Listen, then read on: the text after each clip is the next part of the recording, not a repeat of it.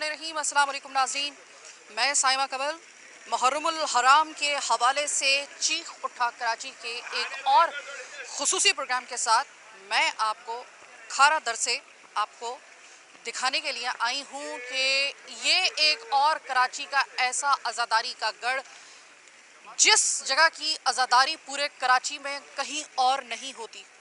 कदीम आज़ादारी है यहाँ पर, कदीम आज़ादारी।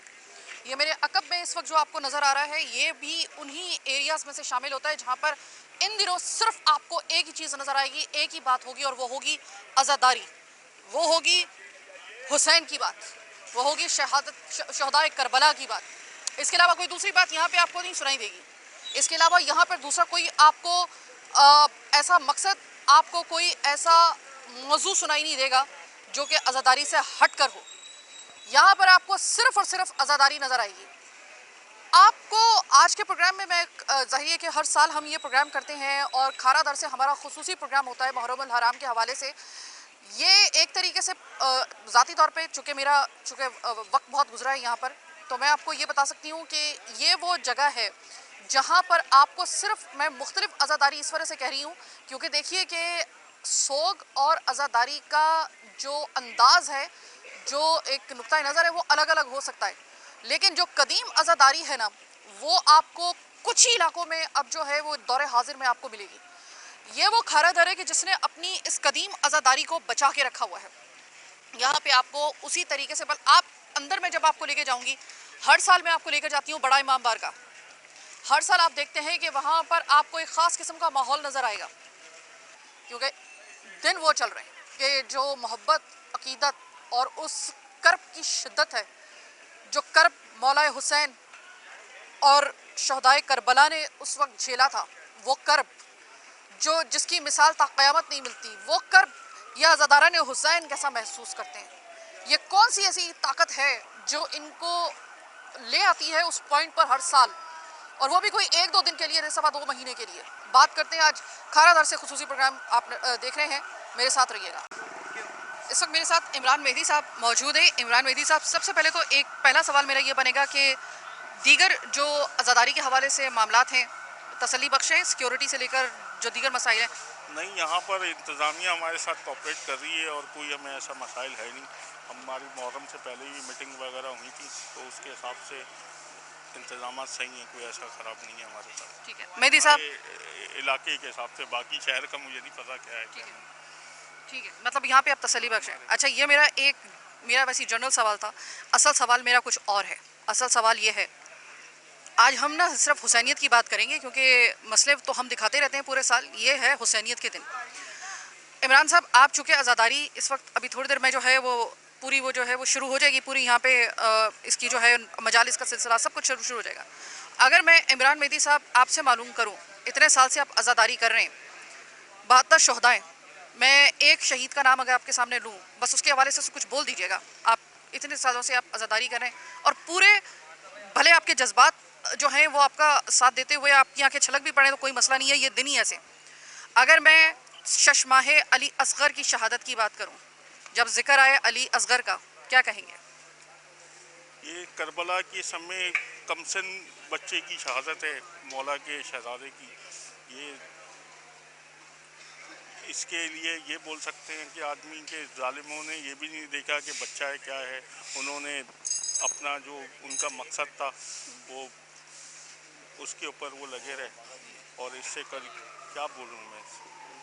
ये तो बाकी यही ऐसा है करबला का कि इसमें तो हर शहजादे की शहादत पे एक अलग मुसाहिब है, और जिस तरीके से शहजादा अली असगर के साथ इन जालिमों ने जुल्म किया है और तीर मारा है, और दूसरा बस यही बोल सकता हूँ। आपका, अच्छा, आपको हैरान कुन एक चीज़ नहीं है, पूरी दुनिया के लिए बहुत हैरान कुन बात है कि करबला को गुजरे हुए, वाक़या करबला को गुजरे सदियाँ गुजर गई, गम हम हर साल इसी तरीके से मनाते हैं कि जैसे बस अभी करबला बर्पा हुई।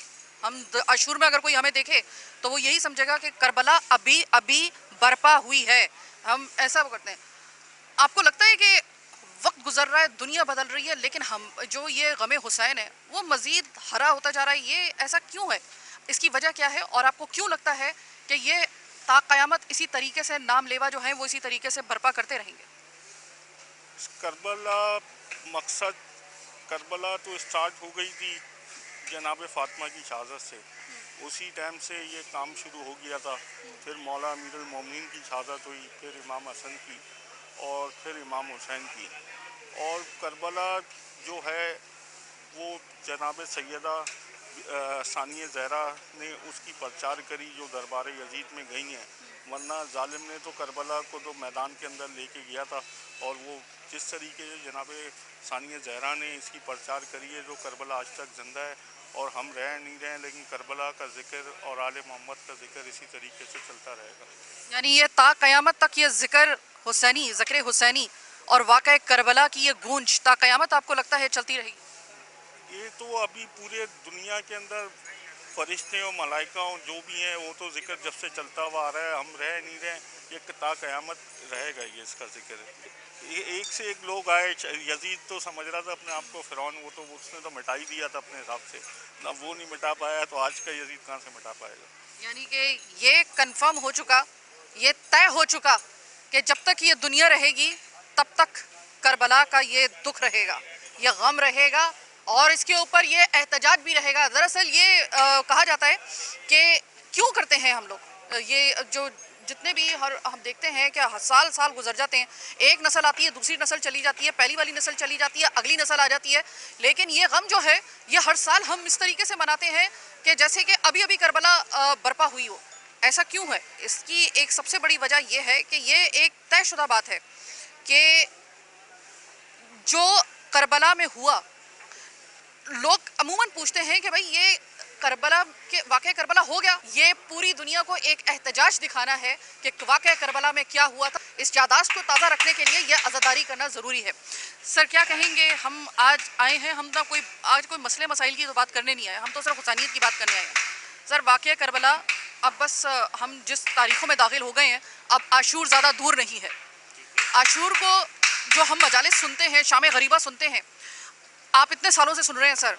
अगर मैं आपसे ये कहूँ कि उस फ़लसफ़ा शहादत को अगर जो हुसैन ने दी 72 शहदा में से, वो कौन सी ऐसी शहादत है जो आपके बस में नहीं है कि अपने आप को कंट्रोल कर सकें, अपने आंसुओं को? सबसे छोटी शहादत है जिसके बारे में ना कहना भी मुश्किल होता है और आंखों में आंसू आ जाते हैं। कि आप छोटी सी मिसाल है, अपने घर में कोई मरता है, साल में 2 साल में गम मनाते हैं, ख़त्म हो जाता है। करबला का जो वाक़या है 72 शहीदों का, वो कोई नहीं भूल सकता। और उसके साथ क्या क्या हुआ है, उनकी बीवियों के साथ क्या हुआ है, उनकी बहनों के साथ क्या हुआ है, उनकी बच्चियों के साथ क्या हुआ है, दुनिया को पता है। ये कभी नहीं रुक सकता, ता क़यामत तक नहीं रुकेगा। चाहे कोई भी रोके, इसको ही नहीं रुकेगा इंशाअल्लाह। आज भी कोई ना कोई किसी ना किसी शक्ल में यजीद होता है सर। कहीं ना कहीं यजीद जैसा कोई बैठा होता है, कहीं ना कहीं वक्त का कोई यजीद होता है मौजूद। जहाँ पे हुसैनियत होती है वहाँ पे यजीद का भी किसी ना किसी, भले कि वो उस मलऊन यजीद की शक्ल में ना हो, लेकिन उसकी तर्ज रखने वाला कोई ना कोई यजीद दौरे हाजिर में मौजूद होता है। आपको लगता है कि उसके खिलाफ एहतजाज करना और उसके जुल्म के खिलाफ आवाज़ उठाना भी एक तरीके से वाक़या करबला की एक पैरवी करना है? देखिए, यजीद के बारे में तो मैं आपको नहीं कहूँगा। अच्छा, वो तो दुनिया को पता है कि उसके क्या किरदार है, क्या नहीं है। तो उसका बोलना तो आपको बेफजूल है कि वो क्या है क्या नहीं, वो आपको दुनिया बता देगी। सही। यानी वाक़या करबला को अगर हम समअप करें तो लुब्बे रुबाब कुछ यूँ निकलता है कि हुसैन के पास 1000 रास्ते थे। मौला हुसैन के पास अपने और अपने ख़ानदान की, अपने कासिम, शहज़ादा कासिम की, शहज़ादा अली असगर, शहज़ादा अली अकबर, इमाम ज़ैनुल आबिदीन, बीबियों की, सबकी जाने बचाने का उनके पास 1000 रास्ते थे। हुसैन अपनाना चाहते तो अपना लेते, लेकिन इसके लिए शर्त क्या थी? शर्त यह थी कि यजीद जैसे एक पलीत, एक मक्कार, एक हर तरह का एक इस्लामी शायर के ख़िलाफ़ जो उसका तर्ज़ हुकूमत था, उसके सामने घुटने टेकने पड़ते, सर झुकाना पड़ता। वो हुसैन थे। हुसैन ने ना अपनी जान की फ़िक्र की, ना अपने अहलो अयाल की फ़िक्र की। उन्होंने लगा दिया जो उनके पास था, उन्होंने लगा दिया सिर्फ किस लिए? अपने नाना की उस इस्लाम को बचाने के लिए। बाखुदा अगर हुसैन वो कुर्बानी अपने अहलो अयाल, अपने ख़ानदान के साथ वो ना देते, अहले बैत के साथ ना देते, मैं कसम खा के आपको कह रही हूँ कि दौरे हाजिर में आपको इस्लाम नाम की कोई चीज़ नज़र ना आती। आपको वो इस्लाम नज़र आता जो कि यजीद पलीद जो था वो आपको बताता है, जिसमें किसी किस्म की गुनाह की कोई हद नहीं थी। बहुत सी हराम चीज़ें जो कि अल्लाह ताला की तरफ से नाफिज की गई थी, रसूलुल्लाह सल्लल्लाहु अलैहि वसल्लम ने जिन जिन चीज़ों को रसूलुल्लाह सल्लल्लाहु अलैहि वसल्लम ने हराम करार दिया था, यजीद पलीद ने उसको अपनी दौरे हुकूमत में उसको हलाल करार देने का और उसकी इजाज़त देने का पूरा बंदोबस्त करके रखा हुआ था। हुसैन ये कैसे बर्दाश्त करते? तो मेरे हुसैन ने, आपके हुसैन ने, आज जो ये एहतजाज है ये उसी जुल्म के ख़िलाफ़ है कि उन्होंने कटा दिया, सर अपना कटा दिया। आप एक बाप की कैफियत सुने, इतनी बड़ी कुर्बानी दी सिर्फ किस लिए? अपने नाना का, यानी कि रसूलुल्लाह सल्लल्लाहु अलैहि वसल्लम, हमारी जान आप पर कुर्बान, आपका दीन बचाने के लिए। तो ये हुसैन क्या हक बनता है, ये अब्बास अलमदार का हक बनता है, ये 72 शौदा का हक बनता है कि हम हर साल उनके इस गम में जो क़यामत तोड़ी गई थी, जो उनके ऊपर जुल्म तोड़ा गया था, हम उस पर एहतजाज करें। यह एहतजाज चलता रहेगा। बीबल साहब हमारे साथ मौजूद हैं और ये एक कदीम तरीन जो सबील का सिलसिला है वो यहाँ से हर साल, यहाँ से आपको मैं तकरीबन 10 साल तो मुझे हो गए यहाँ पे आते हुए, लेकिन ये इससे कहीं ज़्यादा इस कदीम जो है वो ये सबील लगती है यहाँ पर। बीबल साहब इसको लगाते हैं। बीबल साहब, आपकी ये सबील लग रही है, आप बरहना पा, आप यहाँ पर हुसैन के गम में आप यहाँ पर खड़े, इस वक्त आपको अगर देख के अंदाज़ा हो रहा है कि सोख किसे कहते हैं। ये सबील पहले मुझे बताइएगा, तकरीबन कितने साल हो गए होंगे? औज़ुबिल्लाहिमिनश्शैतानिर्रजीम, बिस्मिल्लाहिर्रहमानिर्रहीम। सलाम अला हुसैन वाला अली इब्न हुसैन वाला औलाद हुसैन वाला असहाब हुसैन। अंजुमन सबील मासूमीन, ये जो मेरे पोस्ट पे आप सबील देख रहे हैं, ये सिंस 1949 से कायम है। हमारे बुज़ुर्गों ने कायम की थी और जब ये माइग्रेट करके आए थे, इनके पास सबसे पहली सबील जो है वो इन्होंने रोज़ा हज़रत अब्बास खोजा मस्जिद शिया इसना जामा मस्जिद पे लगाई। और उसके बाद अल्हम्दुलिल्लाह रब्बिल आलमीन, मौला हुसैन के करम और जनाब सैयदा की बच्चों की करम नवाजी है कि अल्हम्दुलिल्लाह हमारी चौथी जनरेशन जो है वो इस सबील पे कायम खिदमत करती है, आज़ादारों की सबील कराती है। और ये सिलसिला जो है वो हम जनाब सैयदा की बारगाह में दुआ करते हैं कि ये हमारी नस्लों में कायम दायम रहे। आपने सैयदा का जिक्र फरमाया, मैं अभी सवाल ही अगला मैं ये करने वाली थी कि प्यास का और करबला का ना एक गहरा कनेक्शन है। प्यास जो थी वो एक पहला फैक्टर था, मसाइब का सिलसिला तो शुरू हो चुका था, लेकिन वो जो प्यास थी ना, जिसकी वजह से उस प्यास को देखते हुए शहजादी सकीना के लिए पानी लाते हुए अब्बास अलमदार ने जिस तरीके से अपने हाथ कटाए, जिस तरीके से आज भी करबला जो है वो पुकारती है, उनका नाम जिस तरीके से पुकारती है, हम सब पुकार रहे हैं। सर मुझे ये बताएंगे कि उसी बीबी की जो है, हम शहजादी ज़ैनब की अगर बात करें कि एक करबला हो चुकी, आशूर पे एक करबला तो हुई ख़त्म, वो जो फिर दूसरी करबला शहजादी के दम पे जो थे वो करबला का सिलसिला आगे चला है, उस एहतजाज का, जब उनको ले जाया गया एक कैदी बनाकर, किसको? शहजादी ज़हरा की उस जिगर गोशे को। आप क्या कहेंगे सर उस एक, अगर मैं सिर्फ बीबी ज़ैनब का अगर नाम ले दूं और बीबियों का नाम ले दूं, क्या कहेंगे? हाय उम्मुल मसाइब सानिया ज़हरा शरीकतुल हुसैन, बीबी आपके सब्र को सलाम। बस मैं ये कहूँगा कि बीबी उम्मुल मसाइब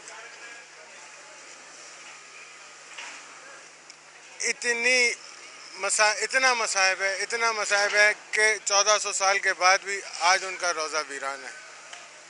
इससे बड़ा मसाइब नहीं है। करबला की सबसे बड़ी क़यामत अली असगर का शहीद होना, मौला हुसैन का शहीद होना, अब्बास अलमदार का शहीद होना, शहजादा कासिम, शहजादा अली अकबर की शहादत थी, या फिर बड़ा दुख जो है, जो एहतजाज है, उन पाक बीबियों को, उन नूरी बीबियों को कैद करके लेके जाना, उनको ये बड़ा एक क़यामत खेज था।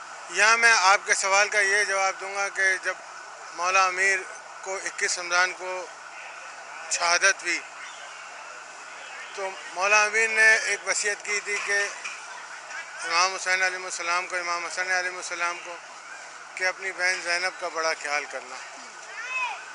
तो मैं कुछ नहीं कह सकता।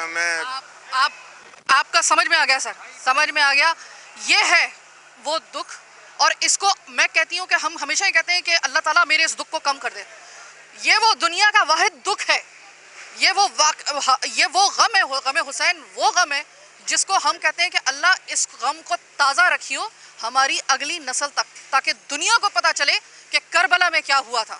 प्रोग्राम का सिलसिला जारी है, सिर्फ हुसैनियत की बात होगी, शहदाए करबला की बात होगी, क्योंकि अब वो वक्त आ गया है, अब वो घड़ियां आ गई हैं कि जिस वक्त आशूर सिर्फ चंद घंटे के फासले पर खड़ा हुआ है, और वो आशूर क्या आशूर, वो करबला का वो जो आशूर था, हम ये आशूर क्यों मनाते हैं, ये एहतजाज क्यों करते हैं, सीना पीट के हम लोग ये अपने आप को हालों बदहाल करके ऐसा हम दुनिया को क्या बताते हैं, ये हम अभी आपको प्रोग्राम में मज़ीद बताएंगे। मज़ीद अज़ादारों से बात होगी, उनके जज्बात आपको दिखाएंगे। मेरे साथ रहिएगा, एक और खुसूसी प्रोग्राम आप देख रहे हैं, मेरे साथ रहिएगा खारा दर से। ब्रेक के बाद मिलते हैं।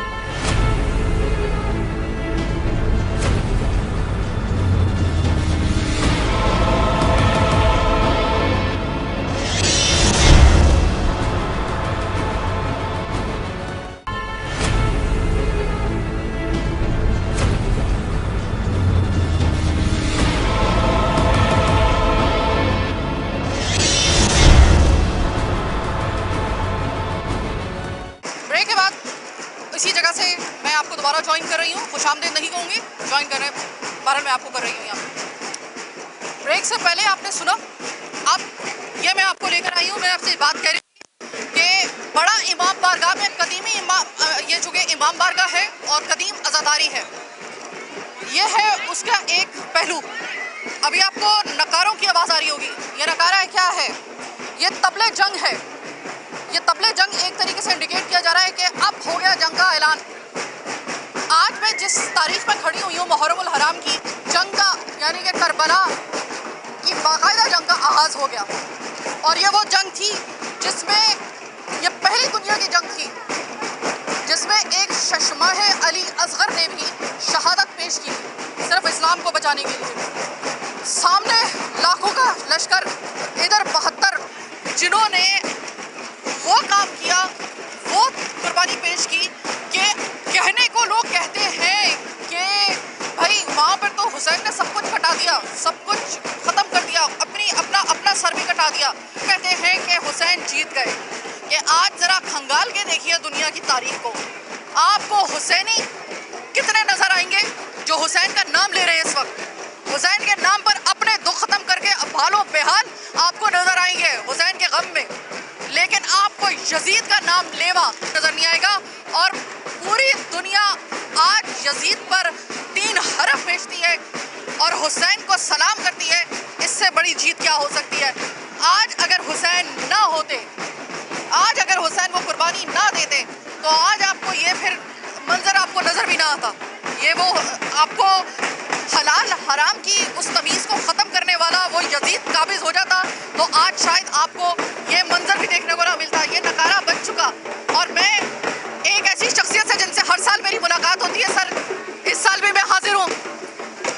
सर मैंने एक नाम लेना है, शहदाए करबला में से मैंने एक नाम लेना है। आपने उस नाम के हवाले से जो आपके जज्बात हैं आपने सिर्फ वो बताने हैं। मैं बात कर रही हूँ शहजादी सकीना की। क्या कहेंगे अपनी शहजादी के लिए? इसकी दुनिया में कोई मिसाल ही नहीं है कि इस तरह से जुल्म हो, और एक बच्ची के साथ, 4 साल बच्चे की। आप सालों साल गुजर गए, सदियां गुजर गई, आज भी आपके आंसू निकल रहे हैं सिर्फ शहजादी के नाम पे? बिल्कुल आंसू निकल रहे हैं हमारे, सदियों गुजर गए, लेकिन हमारे दिल में भी आंसू निकल, जब उनका नाम आता है हमारे आंखें अश्बार हो जाती हैं। और अगर मैं लूँ नाम शहजादा अली अकबर का, उनकी शहादत का जिक्र आए तो क्या कहेंगे? उनका भी अगर दिल वाला होगा आदमी तो उसका जिगर पड़ जाएगा, लेकिन सब्र वाला आदमी होगा वो सब्र करेगा। सर मतलब मैं अगर किसी भी शहीद का नाम लूँगी तो आपके यही जज्बात होंगे, आपकी आंखों में भी आंसू, मेरी आंखों में भी आंसू। ये बताइए, ये जो बड़ा इमाम बारगाह का ये जो नकारा बजाना है, ये किस चीज़ का इंडिकेशन है? ये एक पैगाम दिया जाता है ना मुहर्रम के हवाले से। ठीक है, और ये सिर्फ यहीं पे होता है? जो यहीं पे होता है, सिर्फ जो कराची में, ये बड़ा इमाम बारगाह खाराज में, और कहीं नहीं होता। और कहीं नहीं होता। अच्छा, यहाँ पर अभी आपको ये वो नकारा मैं आपको दिखा रही हूँ। ये नकारा जो है ये ऐलान तबले जंग इसको कहते हैं। पहले अभी तो दौर बदल गया है ना, तो अभी तो जंग का अंदाज बदल गया। पहले जंग का आगाज़ होता था इस नकारे के साथ, ये नकारा बजता था तो जंग का आगाज़ होता था। और ये इस नकारे का बजाना इस बात पे है कि तुम्हारी तरफ से जंग भले आज उस वक्त ख़त्म हो गई हो, तुम्हें लग रहा हो कि तुमने सबको शहीद कर दिया है, तुमने बीबियों को कैदी बना दिया है, तुम उनको बराना सर अपने प्यारों के सर नेज़ों पे सामने रख कर आप ये देखिए। अब मैं आपको एक चीज़ बताती हूँ, यहाँ पे बहुत सारे जो है ना वो छोटे बच्चे हैं, इनमें से बहुत सारे 6 साल की भी बच्ची है, कुछ मुझे गोदों में भी बच्चे नज़र आ रहे हैं। मैं अगर थोड़ी देर के लिए इस माँ से, उसका वो जो 6 महीने का बच्चा उसकी गोद में है ना, मैं अगर उस बच्चे को उसकी गोद से ले लूँ, वो माँ तड़प जाएगी, वो माँ तड़प जाएगी और अल्लाह उसको ज़िंदगी दे। आप बीबी रुबाब का ज़रा सोचिए कि उस माँ का, कि जिसको जब वो उन्होंने हुसैन को, अली असगर को सुपुर्द किया होगा और हुसैन इस उम्मीद के साथ कि चलो कम से कम ये शशमाया इसने तो कुछ नहीं किया, इसने तो इससे तो किसी की भी दुश्मनी नहीं हो सकती, और वो लेकर जाते हैं उस उम्मीद पे कि इसको कम से कम पानी पिला दिया जाएगा 2 घूंट, और आगे से घोड़ों पे आजमाने वाला वो जालिम तीर उस शशमाहे पर जो चलाया गया होगा, और उस माँ की गोद में रुबाब की गोद में जब दिया गया होगा उस तीर खाए हुए उस बच्चे को, आप साहिबे औलाद दिलों पे हाथ रख के मुझे बताइएगा एक माँ के ऊपर क्या गुजरी होगी, उस बाप के ऊपर क्या गुजरी होगी जिसके हाथों में अली असगर ने जिस तरीके से आखिरी सांस ली होगी। जभी तो फिर ये लोग जो हैं वो फिर अपने गम को गम नहीं समझते। तो ये था हमारा आज का प्रोग्राम। एक मरतबा फिर ये प्रोग्राम ये हमारी तरफ से, मेरे इदारे K21 की तरफ से, हमारी पूरी टीम की तरफ से ये पुरसा था शोहदाए करबला को। आपकी अजमत को सलाम। या हुसैन या बीबी ज़हरा, जितने 72 शोहदा हैं, आपको हमारा सलाम, हमारी नस्लों को आपका सलाम, हमारी पिछली नस्लें आपको सलाम करती गुजरी हैं, हम आपको सलाम करते हैं, और हमारी आने वाली ता क़यामत जितनी भी नस्लें होंगी वो आपको सलाम पेश करेंगी। आपका शुक्रिया कि आपने ये गम हमारे दिलों में सलामत रखा। या अल्लाह तेरा शुक्र कि तूने हमें, हमारे अंदर ये गम सलामत रखा हुआ है। हम दुनिया को बताने के काबिल हैं कि हमने, ये थे हुसैन, ये थे नवासे रसूल, जिन्होंने हक और बातिल में एक तफरीक पैदा करने के लिए उन्होंने ना अपनी जान की फ़िक्र की, ख़ुद भी अपना सर कटाया और अपने बच्चों को, अपने अहलो अयाल को, यहाँ तक कि हमारी जो बीबियाँ थी उन तक ने कुर्बानी पेश की। इस अजीम कुर्बानी की मिसाल ना क़यामत तक कोई पूरी कर सकता है।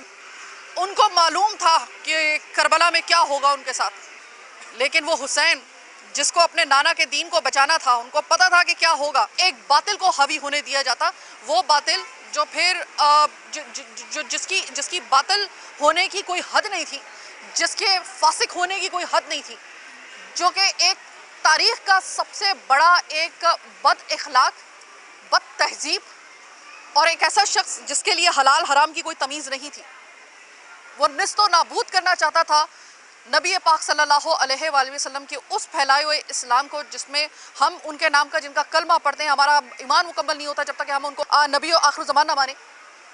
उस नबी के उस दीन को ख़त्म करने के लिए और अपना अलग से दीन लाने के लिए उस यजीद मलून और उसकी पूरी फ़ौज ने, अल्लाह ताला गरत करे उनको और क़यामत तक उनको इबरत का निशान बनाए और बाद क़यामत भी उनको इबरत का निशान बनाए।